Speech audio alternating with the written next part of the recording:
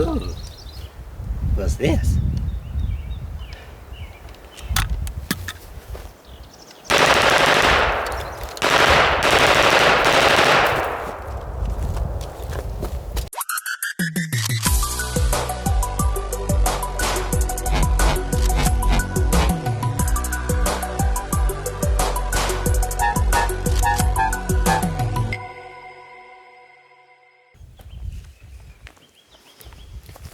Welcome back to Magnum Mac.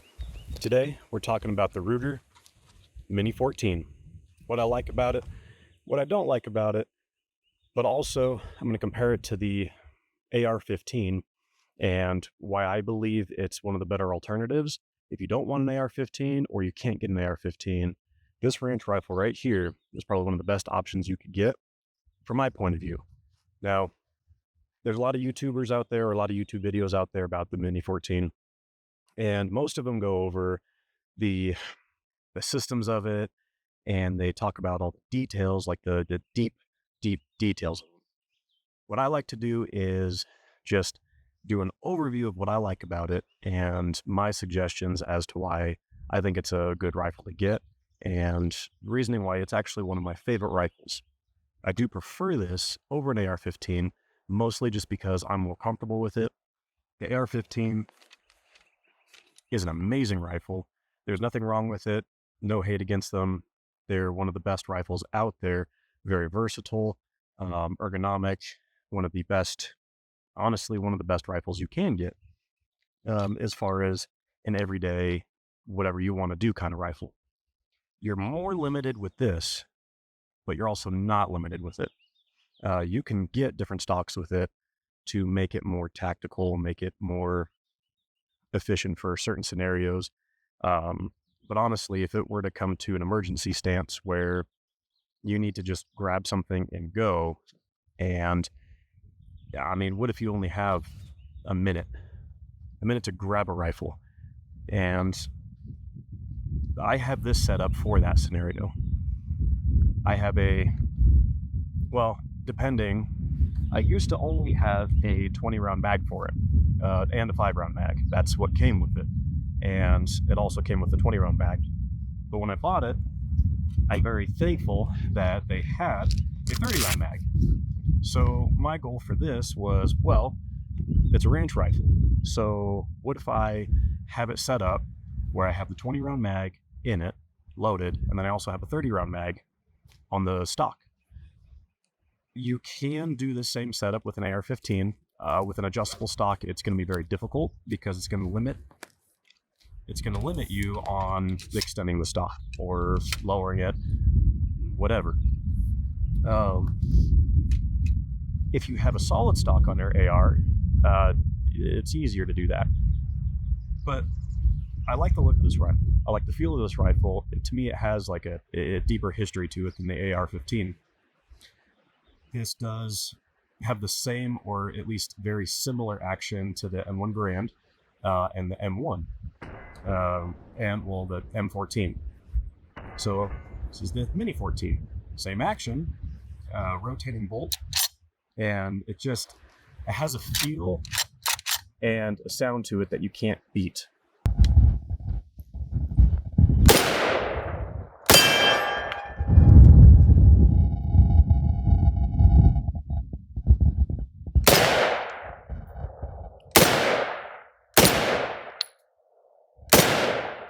The AR-15,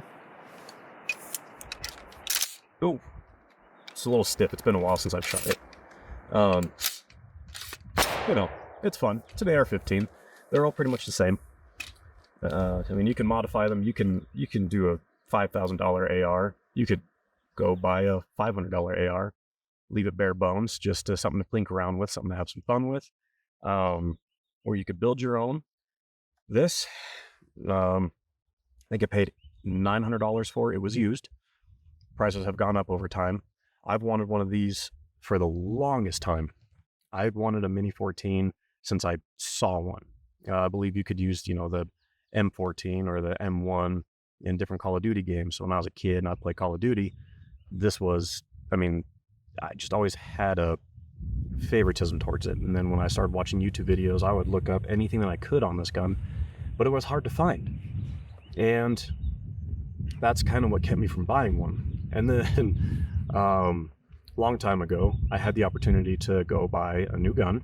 It's probably 21, 22, and I didn't have an AR yet. So I was kind of bouncing back and forth, but all I heard was negative things about the Mini-14.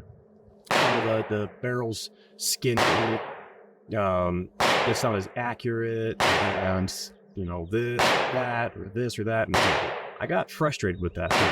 So I saw one. I went to the gun store. It had a Mini-14. It was wood stock, beautiful. I loved it. I was like, man. They also had a cheap AR-15, Anderson AR-15. It was, I think, $4.99, and I was like, well, I could buy this AR-15. I could buy a sight for it, and I could buy a couple other things. Then I also saw the Ruger American. I was like, oh, I want a bolt-action rifle. So I was like, well, I could spend just a little bit more money and get 2 rifles, or I could just spend about $800 and get a Mini-14. So I made the decision that I would wait a very long time, and I bought the AR-15 and the Ruger American. AR-15 is a great gun to have, and I'm glad I bought it. But it took me forever to find another one. And a handful of years ago, I was in the gun store just looking at random things, and lo and behold, they had this. Green, which is my favorite color. And I mean, I have a few guns in this color. Most of my shirts are this color. And half of my hats are this color. It's just a color that I like, and I saw it. I was like, I have to have it. So I bought it, and this has been the rifle that I take all the time.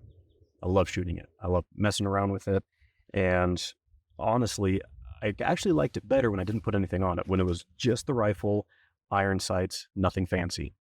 It was light. I feel like I could just grab it and go. I feel like I could just, you know, the iron sights were so accurate. I mean, accurate enough for me. I don't do long range. I like long range, and I have gone to some long range stuff, but honestly, I just like to come out here. I like to just set up a few targets and just have fun. When my buddies and I, when we come up, we just kind of hang out. Like, you know, we shoot, we talk, we sit around, you know, we enjoy our time. And this is the rifle that I have the most fun with. So in today's video, I'm going to just shoot, talk, and show you guys why I like it. I'm going to shoot it, and then I'm going to take a couple shots out of the AR-15 and just show you the difference. This is a personal opinion-based video. This isn't a deep dive into what the rifle's going to be like. One thing I do want to talk about, though, is what mine came with, and I believe what they come with standard, and you might have to buy the 20 round. I bought mine used. So since I bought mine used, I don't know if it only came with the 5 round, or if it came with the 20 round and the 5 round. These are both Ruger magazines. So the 5 round magazine, I mean, if you just want to, you know, have 5 rounds, just plank, load, it's not bad. I don't like it because, I like it because it's flush, but I don't like it because it's a little harder to get out. So if you're usually get stuck and you have to use 2 hands to wiggle it out. At least on mine. I don't know if they're all like that, but pull this little lever and the magazine just kind of pops right out. To prevent that from dropping it or struggling with it, 20 round is a lot nicer. You know, you just push that button, grab it. 30 round is a little bit better. And that's another thing. The 30 round magazine is so hard to find for this gun. It took me forever. When I bought it, like I said, there was one on the shelf, and it was kind of tucked in the corner. So I grabbed it. I was like, oh my goodness, this is amazing. And I actually just went to the gun store the other day just to look around. I haven't been in like a year. I just been busy, you know, life, work, everything. And they had 2 more magazines. They're expensive. They were like almost $50 each. So 30 round magazine. I like, it's a good looking rifle. I think it looks better with the 20 round. I think that's what's standard for the Mini-14. 30 round magazine works great. But then comparing it to the AR-15 is they standardize the 30 round. So everywhere you go, now again, depending on your state, if you have limitations, they might still offer what looks like a 30 round, but it might have a block in it or a rivet in it to keep it at a 10 round. So I do have a 10 round magazine. I bought it just for a different rifle so I could lay low, you know, with my bipod and lay on the ground and the magazine doesn't get in the way. So when it comes to the magazines, oh, also expensive. AR mag, dirt cheap. $14 for a 30 round, almost $50 for a 30 round, huge difference. So if you're getting your rifle set up, let's say you want to go and buy an $800 rifle. You could buy the Mini-14, but then you're going to be spending more on magazines. And if you do want a red dot, you know, depending on, you can go anywhere between $50 to $1,000 on red dots. There's so many. On mine, I have the Vortex Strike Fire. I really like it. It's a good sight. It's a little bulky. It does add some weight to it, but it's accurate. It holds a 0, and I like how it looks. I've always liked the design of these. If I could afford it, I'd get an ACOG, but those are terribly expensive. So I'm gonna load this up, and we're gonna take a few more shots, and we'll talk some more about it. Okay, so I'm only gonna put about 5 or 6 rounds in the AR, and this is a really nice AR. Beautiful gun. It is a built AR. All the pieces are something different, higher quality. So maybe someday I'll do a video of the upgrades that I've done to it, and maybe compare it to the Anderson that I bought a long time ago. Is still bare bones. The only thing I've ever done to it is put on a different barrel shroud, stock, and sight. Other than that, it's bare bones, stock trigger, stock system. It's, you know, it's a good gun. This is a lot better though.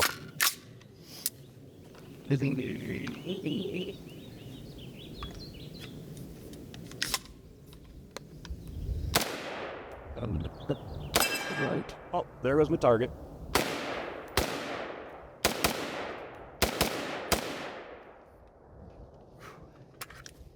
And one thing I will talk about is it is low recoil. So, push my finger a little bit. It is low recoil on both of them. Depends on the stock moves. The stock on this one is a pretty quick ripper, and it's more comfortable. So when you do get, you know, pushed, when your shoulder does get pushed a little bit, you feel it a lot less. Depending on the stock that you have on your AR, there's plastic ones. Those suck. I don't care who you are. I don't like them. Then you can get the Magpul stocks, which have a little bit of rubber. This one is a little bit thinner. So you just kind of got to play with it and see what fits you the best. So I'm gonna have to jump in. So in conclusion, for the Ruger Mini-14 is, I believe you should get one. The rifle itself is just amazing.